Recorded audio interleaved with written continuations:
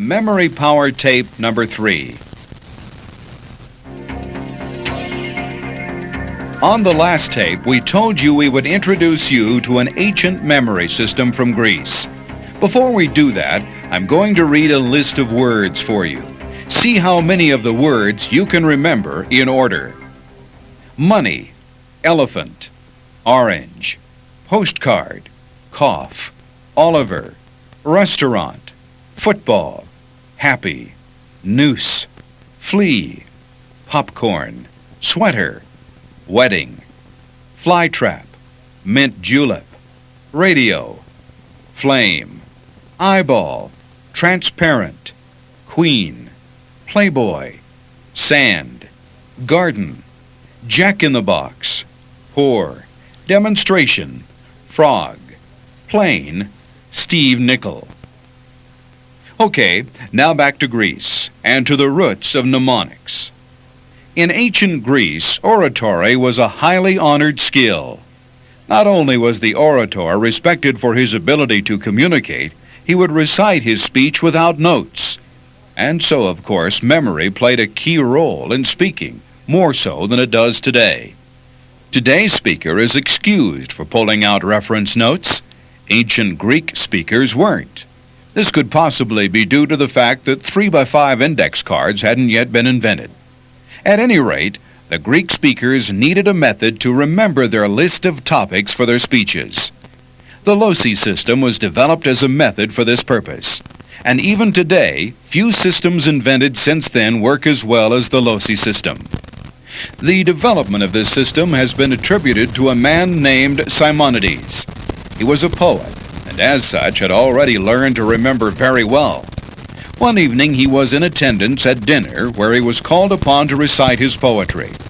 During the dinner he was called away, and while he was outside, the building collapsed, killing all of the people left inside. As a survivor, Simonides was asked to help identify the bodies. He was able to do so by remembering where everyone had been sitting. Simonides realized that his ability to remember all of the diners that were killed in the accident was not because he had memorized the guest list, but because he could visualize the dining room and thereby remember where everyone had been sitting. He formed the theory that by associating objects, or people in his case, with location, you can better remember the objects. This theory gave rise to the loci system. Loci is a Greek word meaning place. We use the word in location, locale, and locate. The loci system works by associating ideas or objects with specific places that are arranged in order. The places you use to associate with the ideas or objects must already be totally familiar to you, or the system won't work. If you don't know the places well, you will be trying to remember both the locations and the objects on the list. There are many places you can use for your loci. Rooms in your home will work well, since you are probably thoroughly familiar with them. If you have fixed objects in a certain room, such as a couch, piano, or plant, you can use these objects for your loci. You can also use your office, or the route to your office if you drive the same route each day. You can even use shops along Main Street if you are thoroughly familiar with Main Street. Your home is probably the most familiar place to you. Right now, take a mental walk through your home, starting at the front door. How well can you visualize each room? Can you remember the furniture, plants, other fixtures? We'll bet you can visualize everything fairly well. In fact, studies have found that most people can tell you exactly how many windows exist in their homes. They know this not because they have counted the number of windows and remember that figure. The reason they are able to come up with the figure is because they make a mental tour of their home and count each window. However, since we can't take a tour through your house, we have set up an imaginary home to use as an example. You can find a diagram of this house in the Memory Power Workbook on page 57.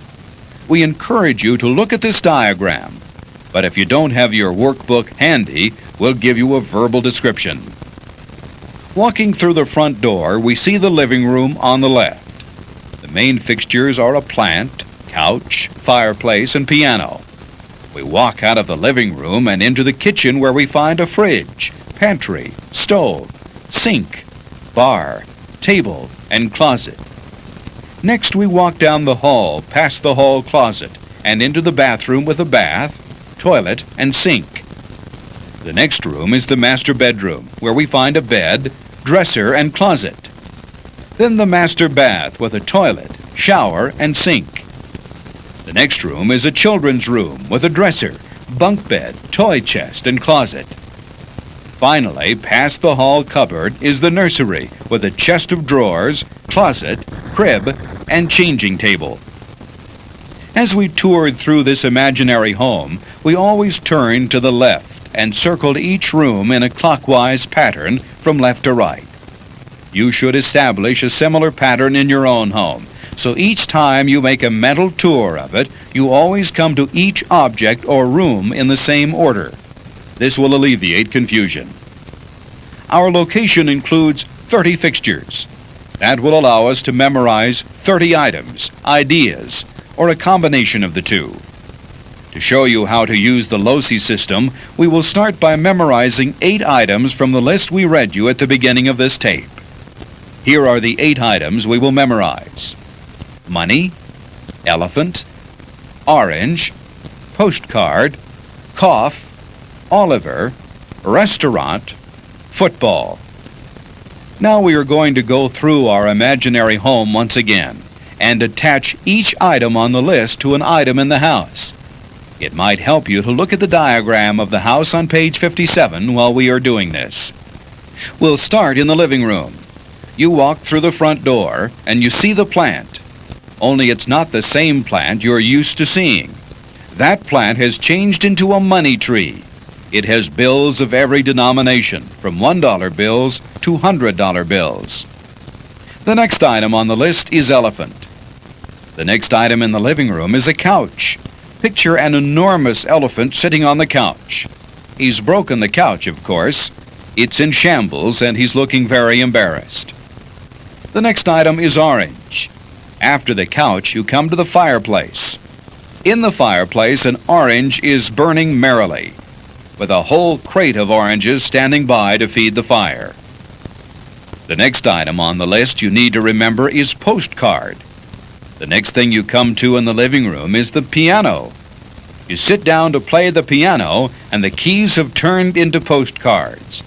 There are postcards from all over the world, but when you try to play, they just sing flap, flap, flap. Next on our list is the word cough. You walk into the kitchen and open the fridge. As you open it, it coughs all over you. You quickly close the fridge. The next word is Oliver. After you close the fridge, you open the pantry. You are startled to discover that the pantry is full of olives. Nothing but olives, wherever you look. Next, you go to the stove. The next word on the list to remember is restaurant. You open the stove to see if anything is cooking for dinner. You're shocked to find it filled with miniature tables, surrounded by miniature diners, eating teeny tiny steaks, and you forgot to make a reservation. The last word on our list of 8 words is football. After you close the stove, you go to the sink. The sink is full of water. Actually, it's overflowing. A gigantic football fills the sink, plugging it up and sending the water splashing all over the floor. Now let's test your memory to see how many of the 8 words you can remember. We will name the objects in the floor plan. When we name an object, see if you can remember the item we linked to that object. Okay, the first item in the floor plan is a plant. Do you remember what was linked to the plant? Next we come to the couch. Try and remember what was sitting on the couch. The next item in the floor plan is the fireplace. Can you remember what was burning in the fireplace? Next was a piano. What item was linked to the piano? Moving on in the floor plan, we enter the kitchen. The next item we come to is the refrigerator. What was linked to this item? The next item is the pantry. What was in the pantry? After the pantry, we come to the stove. Can you remember the word that we linked to the stove? Next on the floor plan is the sink. Do you remember what was plugging up the sink? How many words on the list were you able to remember? You were probably impressed with the results, but you may still have forgotten a few of the words. It's okay if you couldn't remember all 8. A little review would probably refresh your memory. If you couldn't remember all of the words in the list, there are 2 good reasons why you might have forgotten. The first reason is that you didn't make up the story. We did. When you make up your own stories, they seem to stick better. The second reason why you have not remembered is that we used a hypothetical house, not your own house. When you use your own home with your own fixtures, you'll find it much easier to remember. Let's try it now and see how you do. Take a mental tour through your house and focus on the first 5 fixtures. Okay, when you have them clearly in your mind, we'd like you to try linking 5 objects with those 5 fixtures. The first object is bugle. Use the same techniques we used previously to link bugle to the first item in your house. We'll give you a few moments to do this. Okay, have you formed your link? Now link apple to the second item in your house. The third object is Christmas tree. Link this to the third item in your house. The next object on our list is pizza. Link pizza to the 4th item in your home. The last object on our list is tennis ball. Link this item to the 5th item in your home. Now, take another mental tour of your home and think of the 5 objects. How many did you remember? With your own home and your own links, this should be fairly easy. And remember, with practice, you can increase your list from 5 to 50. When we were linking the first 8 items, you may have noticed an interesting link: pantry and olive. The actual word was Oliver, so where did olives come into the picture? Well, the problem is that Oliver is a name, a symbol. Unless you can convert it to an easily visualized object, Oliver may get lost. Sure, you can picture yourself opening the pantry and finding Oliver standing there, but if you don't have a very clear picture of someone named Oliver, you won't remember. This concept is called word substitution. Remember when we discussed it earlier? You can see now where this technique comes in handy. When we come to an abstract idea, we can convert it, using substitution, to an easily visualized object. You may be wondering how you can be sure you will remember Oliver when you come to olive. Well, you will remember Oliver because it sounds like olive. This connection is close enough because of original awareness. When you first read the list, you were aware that the word was Oliver, not olive. Therefore, when you attempt to recall the list, you will remember that olive stands for something else, Oliver.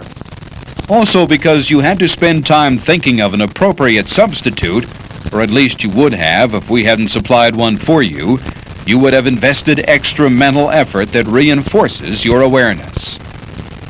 As you use substitution more with the different techniques throughout the course, you will see how effective it is. Now you are ready for some advanced loci.